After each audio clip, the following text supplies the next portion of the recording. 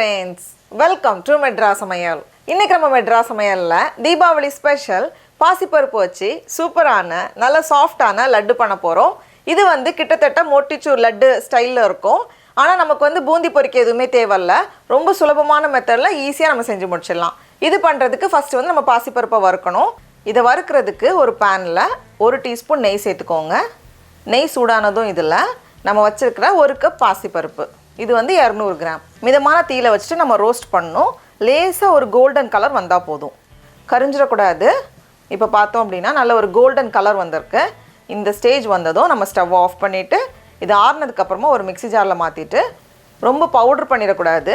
எல்லா பருப்பும் வந்து இந்த மாதிரி கொஞ்சம் கொரகொரையா அரைஞ்சு வரணும். பாருங்க இந்த மாதிரி. இப்போ அடுத்து இத நம்ம வேக வைக்கணும். அதுக்கு ஒரு panல 3 கப் தண்ணி சேர்த்துக்கோங்க. நம்ம 1 கப் பாசி பருப்பு எடுத்தோம். அதுக்கு வந்து 3 கப் தண்ணி வச்சிருக்கேன். அப்படி தண்ணி லைட்டா சூடானதும் நம்ம ரெடி பண்ணி வச்சிருக்கோம்ல பாசி பருப்பு. அதை வந்து உள்ள சேர்த்துடலாம். சேர்த்துட்டு இந்த பாசி பருப்பு நல்லா வெந்து வரணும். அதுக்காக தான் நம்ம வந்து 3 மடங்கு தண்ணி வச்சிருக்கோம். நல்லா வெந்து வந்தாதான் லட்டுக்கு வந்து நல்லா சாஃப்ட்டா இருக்கும். இல்லனா கொஞ்சம் கடுகடுன்னு கடிப்பட்ட மாதிரி இருக்கும். இப்போ பார்த்தோம் அப்படினா ஓரளவுக்கு நல்லா வெந்து வந்திருக்கு. இன்னும் கொஞ்சம் தண்ணி இருக்கு. இன்னும் கொஞ்ச நேரம் கூட இருக்கட்டும். இப்போ பார்த்தோம் அப்படினா தண்ணி எல்லாம் போய் கொஞ்சம் கெட்டியா வந்திருக்கு. ஆனா இன்னும் கொஞ்ச நேரம் கூட நம்ம வேக வைக்கணும். அப்படியே அந்த தண்ணி எதுவுமே இல்லாம நல்லா கொஞ்சம் எல்லாமே சேர்ந்து கெட்டியா வரணும். அதே நேரம் பாசி பருப்பை டேஸ்ட் பண்ணி பாருங்க. நல்லா வெந்திருக்கணும். அப்பதான் வந்து லட்டுக்கு வந்து நல்லா சாஃப்ட்டா இருக்கும். ஒருவேளை வேகாத மாதிரி இருந்துச்சு அப்படினா இந்த ஸ்டேஜ்ல நம்ம கொஞ்சம் நல்லா சுடு தண்ணி சேர்த்து வேக வைக்கலாம் மறுபடியும். இப்போ பார்த்தோம் அப்படினா கரெக்ட்டா வெந்து வந்திருக்கு. எக்ஸ்ட்ரா தண்ணி எதுவுமே இல்ல. நமக்கு பார்த்தாலே தெரியுது.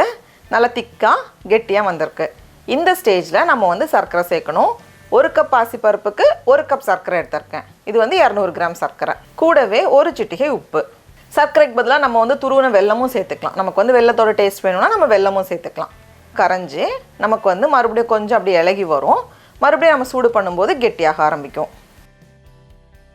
இப்போ பார்த்தோம் அப்படினா கொஞ்சம் கெட்டியாகிட்டே வருது. இன்னும் கொஞ்ச நேரம் கூட இருக்கட்டும். இப்போ பார்க்கறப்போ பாருங்க ஓரளவுக்கு நல்லாவே கெட்டியா வந்திருக்கு. ரொம்ப லூசா இருக்க கூடாது. இது ஆறுனதுக்கு அப்புறமா இன்னும் கொஞ்சம் கெட்டியாகும். அதனால இந்த ஸ்டேஜ் வந்து கரெக்ட்டா இருக்கும். அப்படி தண்ணியா எதுவுமே இல்ல. ஓரளவுக்கு நல்ல திக்கா தான் வந்திருக்கு. இந்த மாதிரி வரணும். இந்த மாதிரி வந்ததும் நம்ம வாசனைக்காக கொஞ்சம் ஃப்ரெஷ்ஷா இடிச்ச ஏலக்காய் சேர்த்துக்கோங்க. சேர்த்துட்டு மறுபடியும் நல்லா கலந்துட்டு நம்ம ஸ்டவ் ஆஃப் பண்ணிடலாம். இப்போ ஆஃப் பண்ணதுக்கு அப்புறமா இன்னொரு panல 4 டேபிள்ஸ்பூன் போல நெய் சேர்த்துக்கோங்க. கூடவே இதுல வந்து கொஞ்சம் முந்திரி பருப்பும் கொஞ்சம் பாதாம் பருப்பும் வந்து லைட்டா இடிச்சு வச்சிருக்கேன். கொஞ்சம் பவுடர் மாதிரி. அப்போ வந்து நம்ம லட்டோட மிக்ஸ் பண்ணும்போது நல்லா இருக்கும். சேர்த்துட்டு அது நல்லா ரோஸ்ட் ஆனதும் ஸ்டவ் ஆஃப் பண்ணிட்டு நம்ம ரெடி பண்ணி வச்சிருக்கோம்ல அது மேல சேர்த்தலாம். சேர்த்துட்டு கலந்து வச்சுக்கோங்க. நல்லா கலந்தாச்சு. இது ஆறுனதுக்கு அப்புறமா நம்ம லட்டு பிடிக்கலாம். இருக்கட்டும். இப்போ வந்து நம்ம லட்டு பிடிக்கும்போது கரெக்ட்டா இருக்கும். கையில வந்து லைட்டா நெய் அப்படி இல்லனா எண்ணெய் தேய்ச்சுக்கோங்க. எண்ணெய் தேய்க்கும்போது கொஞ்சம் பளபளன்னு பார்க்கிறதுக்கு இருக்கும். இதுல வந்து நமக்கு 15 பீஸ் லட்டு கிடைக்கும். இது வந்து நல்ல சாஃப்ட்டா அப்படியே பூ போல இருக்கும். டடா! அவ்வளவுதான். நம்மளோட சூப்பரான நல்ல சாஃப்ட்டான லட்டு ரெடியா இருக்கு.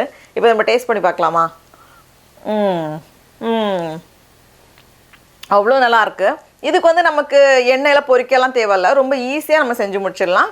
நீங்களும் கண்டிப்பா இந்த ரெசிபியை வீட்ல செஞ்சு பாருங்க. உங்களுக்கு இந்த வீடியோ பிடிச்சிருந்துச்சுன்னா மெட்ராஸ் சமையலுக்கு சப்ஸ்கிரைப் பண்ணுங்க.